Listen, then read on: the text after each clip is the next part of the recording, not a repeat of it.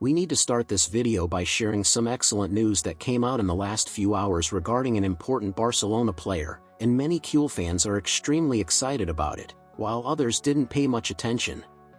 But the truth is, this information has completely changed the atmosphere behind the scenes at the club and reignited optimism for a large part of the fan base. This news shook journalists, commentators, and even people inside the locker room, who said that the environment has become much lighter and full of hope since it was confirmed.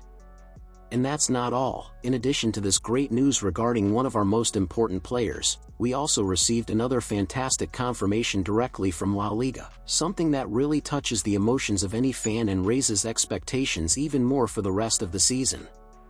Hours of speculation preceded the official announcement, and when it was finally made, the reaction on social media was explosive. Thousands of comments, debates, jokes, celebrations, and a flood of messages from fans believing this could be Barcelona's turning point in the competition.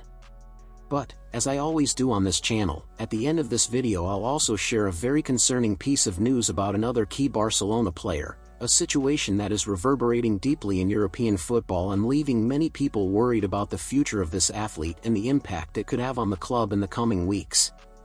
So stay with me until the end of the video, because the information is hot and packed with important details you need to know. And here's a challenge: at the end, tell me in the comments which of these news surprised you the most, which made you feel the most optimistic or worried, and how you think Barcelona should act moving forward. Your opinion here is very important to enrich the debate, and I always read everything carefully, so share your thoughts because it really strengthens our CULÉS community. First, we need to talk about the good news regarding our German goalkeeper Marc-Andre ter Stegen, because after months away, we finally have confirmation that he is back in training, reigniting hope for a full recovery and increasing the chances of his return to the field. His return was so celebrated that some teammates made a point of welcoming him with jokes and words of encouragement, showing clearly how much he has missed both on and off the pitch, reinforcing the natural leadership he brings to the locker room and the positive energy he transmits to the group.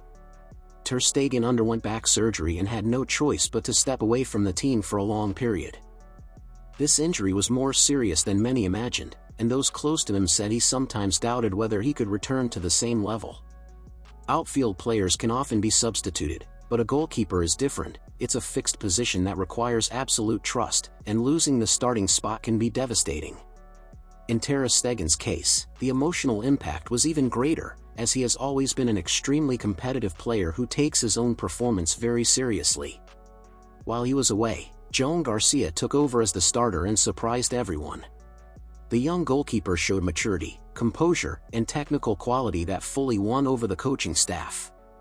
This now creates a complete saga in Barcelona's goal. On one side, a veteran goalkeeper with an enormous history who has saved the club countless times. On the other, a young talent who has quickly become a reality and is now a key part of the club's future planning, making many analysts believe Barca has found its next goalkeeper for the next 10 years. This situation has led several clubs to start inquiring with Barcelona about the possibility of signing ter Stegen. Teams from the Premier League, Bundesliga, and even the Middle East are closely monitoring the situation. Some fans believe it's the perfect moment to sell the German, promoting João Garcia and strengthening the squad with the transfer money. Others passionately defend keeping ter Stegen, arguing that having a goalkeeper of this caliber as a backup is practically a privilege that few top clubs enjoy, as it also provides huge security in case of injury, suspension, or a dip in form from João. So I want to know, what would you do if you were a Barcelona executive? Would you sell the German now, taking advantage of interest from other clubs, or keep the player and let him fight for the position, creating healthy competition that would only raise the team's level? Now let's move to the excellent news confirmed by La Liga. Barcelona is once again the official leader of the Spanish league. For many fans, this seemed simply impossible a few weeks ago, especially after that painful defeat against Alaves, which left everyone worried about the rest of the season. The pressure on the squad, the coach, and even the management increased enormously at that moment, and many critics claimed the season was about to collapse, even questioning whether the club had the structure to react. But football is incredible because everything can change very quickly. Real Madrid's slip against Girona was exactly what Barcelona needed, an unexpected draw, in a game where most of the Madrid fanbase believed the 3 points were guaranteed. With that, Barca regained the lead with 34 points against 33 for their rival, reclaiming not only the top spot in the standings but also the team's collective confidence, showing that they still have the strength to fight for every match with maximum intensity. This 1-point difference is symbolic but essential.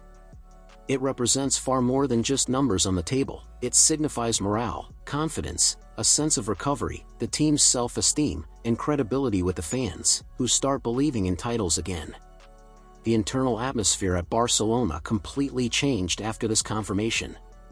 Players who were under pressure began showing more calm, and even the climate in the Spanish press transformed, with many commentators admitting they had underestimated Barca's capacity to react, praising the team's tactical approach and resilience. But of course, nothing is decided. The lead is minimal and any mistake could be costly. Every game from now on becomes a true final, and the pressure only increases, demanding concentration, focus, and consistency in every match. Many fans still have doubts about the team's ability to maintain this pace until the end of the season, and tension will rise in all upcoming rounds, especially in Clásicos and direct confrontations with rivals still fighting for the top of the table. So tell me, from 0 to 10, how confident are you that Barcelona will be La Liga champions this season, considering the current squad, the coach's work, and the fierce competition with Real Madrid and other contenders? And now we reach the heaviest and most concerning part of the video, the situation of defender Ronald Araujo. After the red card against Chelsea, the player was emotionally devastated. According to sources close to him, he spent several days in silence, downcast, feeling he had failed the club, his teammates, and the fans, reflecting deeply on every play and mentally reliving mistakes he considers crucial in his Barcelona career. Uruguayan and Spanish newspapers reported that the problem is not physical, it's psychological. Araujo is going through a serious emotional crisis, something many people have no idea about. The pressure on him has become enormous. Any mistake becomes a headline, a meme, a harsh critique, and this accumulates with every match, turning every decision or ball distribution on the field into a true mental battle. When the player internalizes this, the situation becomes unsustainable, affecting not only his technical performance but also the team atmosphere. The saddest part is that Araujo has always been known for his character, humility, and dedication. He is one of the most beloved players in the squad, both by fans and teammates, and his commitment has never been questioned. Yet he feels increasingly isolated and overwhelmed, as if carrying alone a responsibility that should be shared, which affects his confidence and approach to every challenge at the club. That's why the chances of him leaving in the next transfer window are increasing.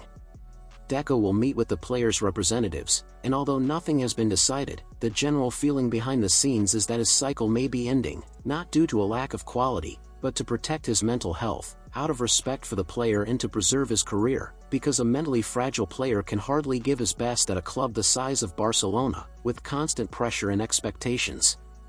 The question is inevitable: should Barcelona give Araujo another chance to regain his peace of mind and confidence at the club, or would it be better to let him follow a new path to relieve this extreme pressure and allow him to find himself again as a player and as a person, free from the crushing weight of criticism and endless expectations?